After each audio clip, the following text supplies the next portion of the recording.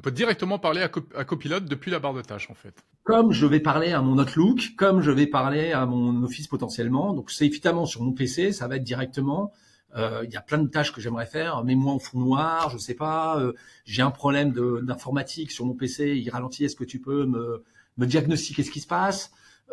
Tiens, je voudrais lancer un agent researcher. L'agent researcher, celui qui est dans le Copilot, qui va vraiment faire quelque chose de profond, directement depuis l'interface. Je vais demander depuis la barre d'entrée, le point d'entrée unifié, de me faire finalement cette tâche. Donc là, la première partie, c'est vraiment la conversation. Alors, voix, c'est naturel, mais finalement directement, sans me poser la question où est-ce que je vais. Donc, on voit bien que ça va changer la façon d'interagir.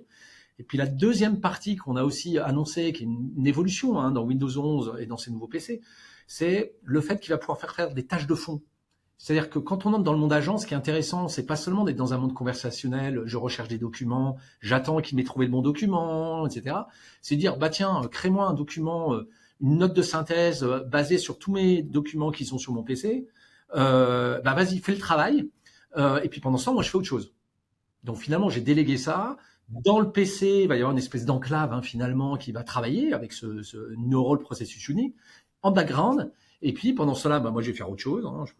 Je vais regarder un film en attendant, je vais être sur mon Word, je vais faire d'autres tâches, je vais regarder mes mails. Et puis, pouf, au moment où il a fini, là, ça y est, j'ai fini, est-ce que ça te convient, etc.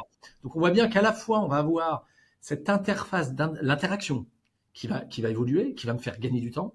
Puis le deuxième, ça me fait gagner du temps parce que là, peut-être que je peux être vraiment multitâche, finalement. Et multitâche, c'est pas juste, finalement, partager mon écran en quatre et puis essayer de faire quelque chose à la fois en même temps.